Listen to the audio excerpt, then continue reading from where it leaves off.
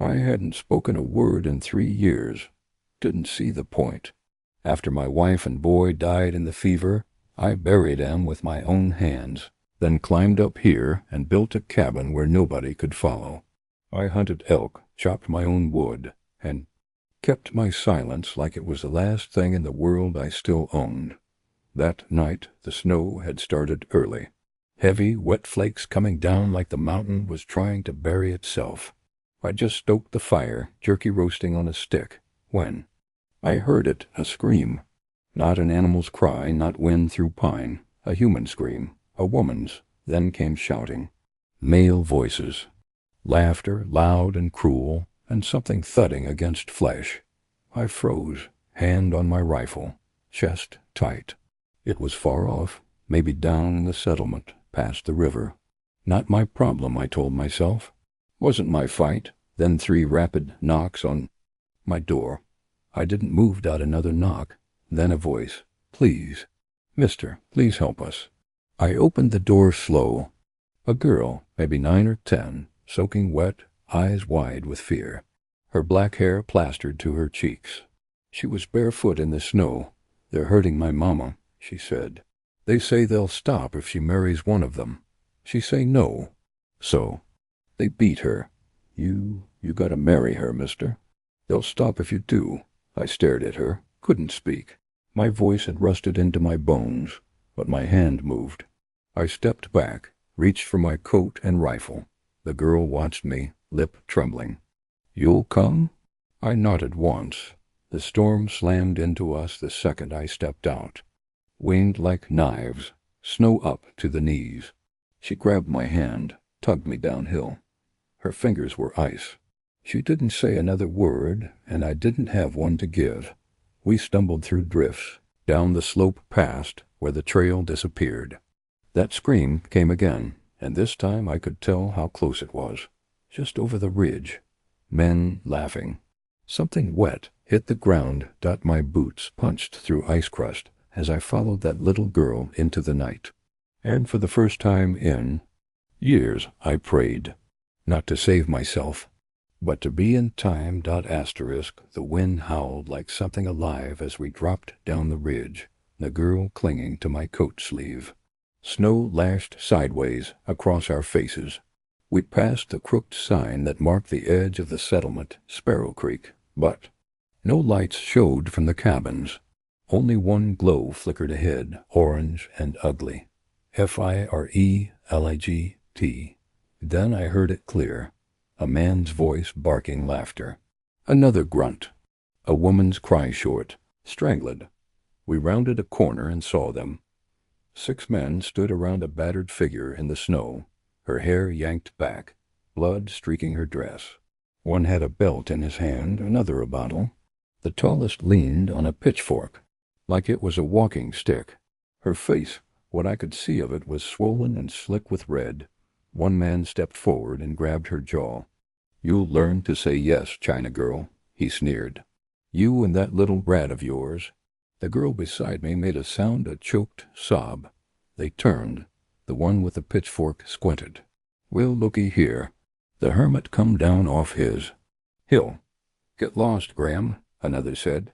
Ain't your business. I didn't answer. I didn't have to dot my rifle cracked across the face of the nearest man before he finished his next breath. His jaw shattered with a sick snap, and he dropped like a sack of grain. The others blinked, stunned, stupid, just long enough for me to swing again, this time into the gut of the belt holder. Then all hell broke loose. One lunged for me, blade in hand. I sidestepped, slammed my shoulder into his chest, and sent him sprawling. Another tackled me from behind. We hit the ground. Hard. My rifle flew from my hands. Boots pounded. Fists came down. One caught my eye, another split my lip. But I fought like a man who hadn't touched another soul in 3 years. Like something feral finally unchained. I gouged, clawed, bit. The snow turned pink around us. When I finally rose, wheezing, 4 men lay moaning. One had run. The tall one with the pitchfork was nowhere in sight. The woman men, I'd learn later, lay crumpled against a barrel. trying to sit up. Her daughter had run to her, cradling her head.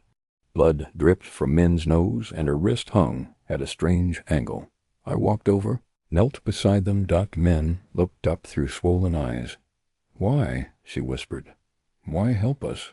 I couldn't say Dot, so I picked her up, cradled her like my wife when she was sick, and turned back toward the mountain. Toward home. By the time we reached the base of the mountain, Min was unconscious in my arms. Her daughter May kept pace beside me, quiet and shivering, her breath coming in quick bursts. I carried Min like I had carried my wife down from the bluff the night she died. But this time I walked uphill. Toward life, not away from it. The climb was slow. Snow drifts knee-deep, wind screaming through the pines. May stumbled twice, but never once asked to stop. When we reached my cabin, I shouldered the door open with my back and stepped inside. Warmth wrapped around us. Fire still alive. I laid Min on the cot. May knelt beside her, brushing frozen strands of hair from her mother's face. I moved without thinking, tossed another log on the fire, filled the kettle from the barrel near the wall, pulled down the pouch of dried herbs I kept for fever and pain, crushed them in the little stone bowl, added snow water, stirred. Min stirred too, eyes fluttering.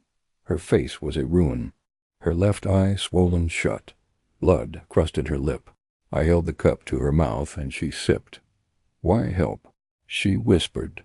Again, the same words. Her voice rasped like frost-bitten pine bark. I didn't answer. I didn't know how. I wasn't a preacher or a lawman or even a neighbor. I was just a man who'd been left alone too long. And something about the way her daughter had knocked on my door, not screamed, not begged, just knocked and asked, like I might say yes. It had cracked something open. Min drifted back to sleep, her head tilted toward the wall. May took my spare quilt and curled up at her mother's feet like a pup. I pulled a chair to the fire and sat down with my rifle across my knees, listening to the wind beat against the shutters. I barred the door, lit the lantern, and waited. That night, I didn't sleep. Every creak in the roof made me tighten my grip on the rifle. But no one came. The next morning, I made broth from squirrel meat and potatoes. May ate it fast, licking the spoon. Min took hers slowly, every movement stiff with pain. Her eyes never left mine. Not fear, not quite gratitude either. Just watching. I found myself watching back. They didn't ask to leave. I didn't ask them to go. That evening, Min sat up and said, "Name?" I pointed to myself. "Jonas." She nodded. "Min." Then she touched her chest. "May." 3 names in the firelight. 3 people who hadn't belonged anywhere in a long time. And in that silence, something changed. The storm pinned us to the mountain for 6 days. The snow stacked so high against the door, I had to dig it out each morning with a skillet and a stick. The sky never cleared, just shifted from white to gray and back again. But inside the cabin, it was warm. Not just from the fire, but something slower burning quiet, steady. Min healed slow. Her ribs were bruised deep, and her wrist swollen, near to bursting. I bound it tight with cloth and willow bark paste. She never once whimpered. May, on the other hand, filled the silence like wind through cottonwoods. She told stories in a mix of broken English and Chinese about the time her mama chased off a rattlesnake with a broom, about how they used to sell dumplings from a cart before the men in Sparrow Creek found them alone. Sometimes she'd stop and ask, "Why you don't talk much, Mr. Jonas?" I'd smile a little, but never answer. Men began to move around the cabin by the 3rd day. She swept the floor with my old shirt tied to a stick, warmed broth, tended the fire without being asked. One night she brought me a boiled root and gestured for me to eat. I did. Afterwards, she sat across from me by the fire and said, "Soft, I left China when I was 13. Came with husband. Railroad man. He died near Salt Lake." She didn't look up. Then came here. Try to work laundry. Men say bad things. Call me." She paused, then said a word I won't repeat. "Then they come for me." Her voice was low, even, not seeking pity, just laying it out, like a ledger. I stared into the fire and spoke for the first time since the night my wife and boy died. My voice cracked like a dead branch. Fever took mine. She looked up, eyes wide. May had gone quiet, watching me. Wife, boy, winter, long time ago. The room felt hollow afterward, like the wind had crept inside. Men whispered, "You carry it, too." I nodded. She reached out, just 2 fingers brushed the back of my hand. It was the first time anyone had touched me in years. I looked at her and said, "You fought. That matters." Her eyes filled with something I couldn't name. Grief, maybe. Or relief. That night I didn't sleep in the chair. I rolled out my old blanket on the floor beside the fire. Not close, but near. When I woke in the dark before dawn, the fire was low. But someone had tucked another quilt over me. By the 7th day, the sun finally broke through. I snowshoed into town for supplies, took my rifle, left Min and May with wood stacked, broth simmering, and the axe near the door. Sparrow Creek looked. Washed out and the light shutters drawn, snow crusted hard on rooftops. The saloon was already open. A few eyes followed me when I walked past the post office. More watched when I stepped into the mercantile. It was quiet. Too quiet, Mr. Darby. The shopkeep stiffened when he saw me. "Heard you got guests up your way." I didn't answer. He pushed a sack of flour forward. "Folks say you took in that China woman. The one who won't keep her place." I held his gaze until he looked down. Tossed coin on the counter. Took. Coffee, salt, sugar. As I turned to leave, a voice called out behind me, "You better watch yourself, Graham." 3 men stood just outside. One had a hand on his belt. Another spat in the snow. "She's not your problem," one said. "She's ours." I looked him over, slow and steady. "She's not yours," I said, voice rough from disuse. He smiled. "Mean? You think hiding up in them hills makes you untouchable? We're coming up soon as that snow melts. Gonna see what a mountain man blad's like." I stepped off the porch, didn't run, didn't speak. Just walked home through the trees with my supplies slung over one shoulder and the other aching with a tension I hadn't felt in years. That night, I stacked wood higher around the cabin walls, patched holes in the roof, cleaned my rifle twice. Min watched from the doorway, face unreadable. When I sat down to eat, she said, "They come?" I nodded. She didn't flinch. May asked, "Will they hurt us?" I said, "Not if I'm breathing." Min placed a hand on my arm. "You don't owe us."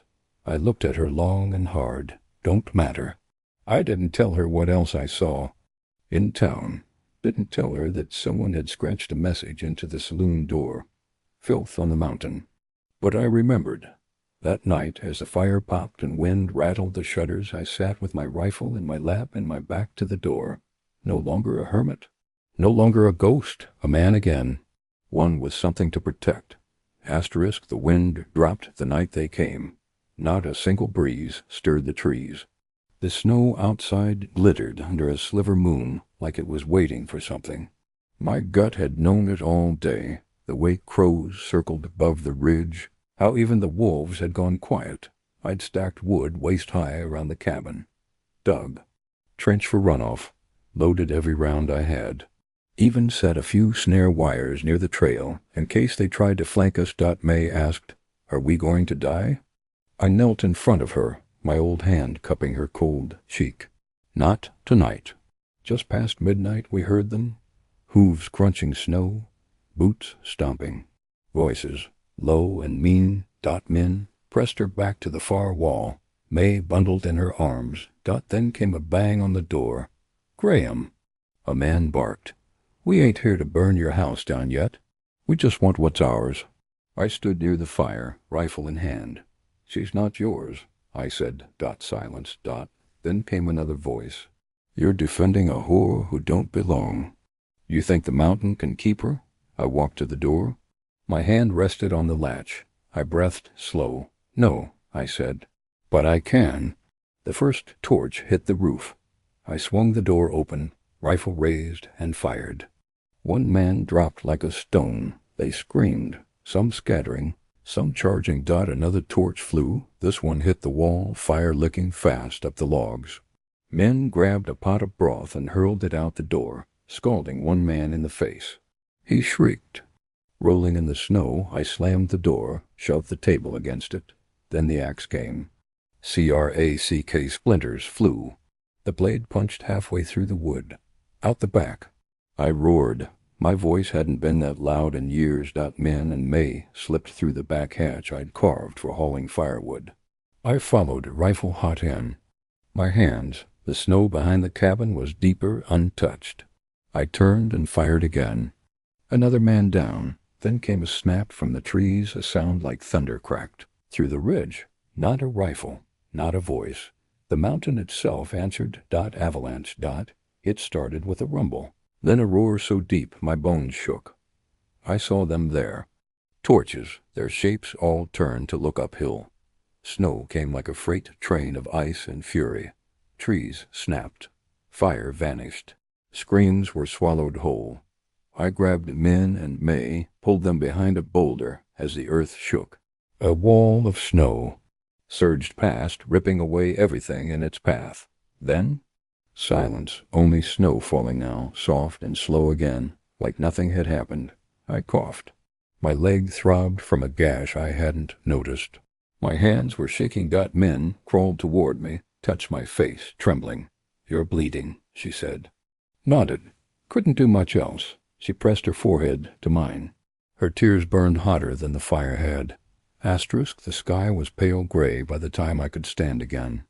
My leg ached like hell, but it held. I looked out at what used to be the front of my cabin.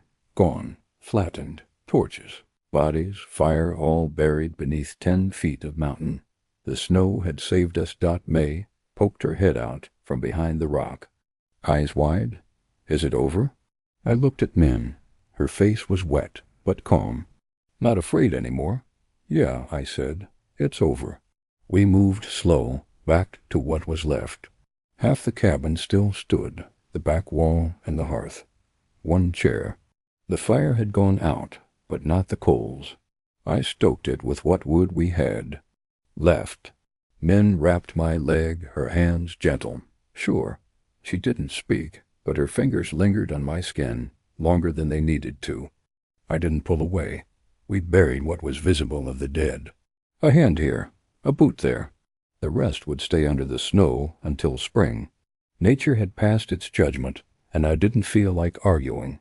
That night, I sat on what was left of the porch. The stars were out, silent and cold.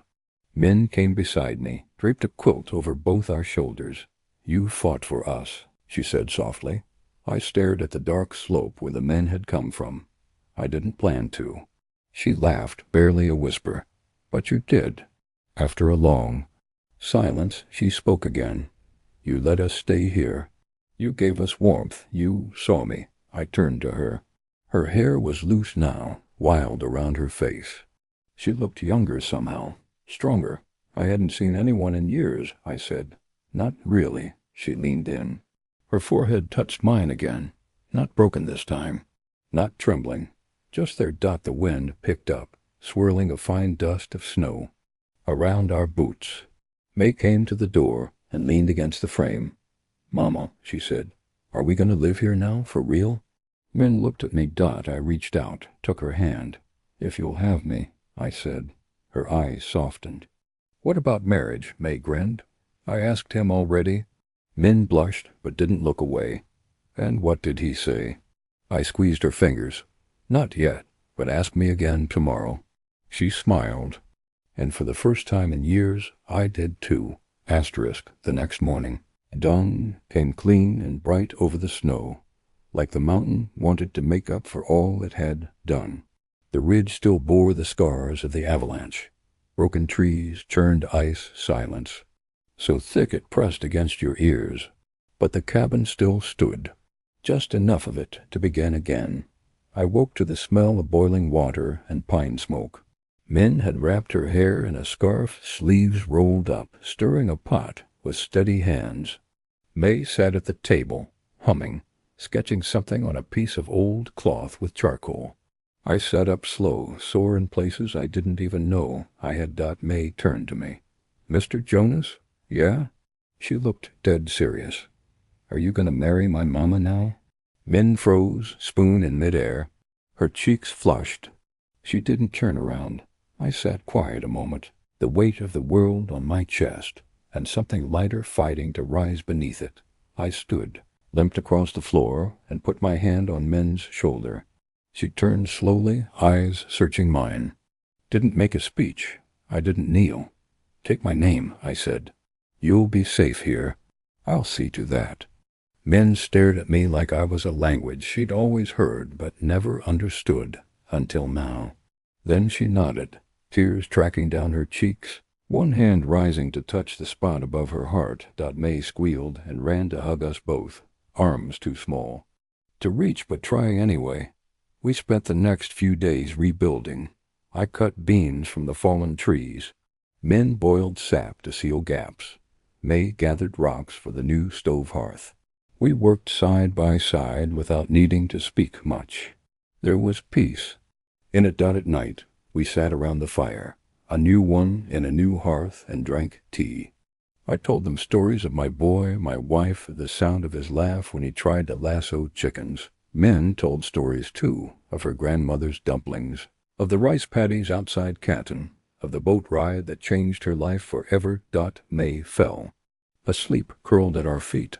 I knew there'd be more storms, maybe more men, but not like before. We weren't hiding now. We were something else, a family not by blood, but by choice. By fight. By fire. By snow.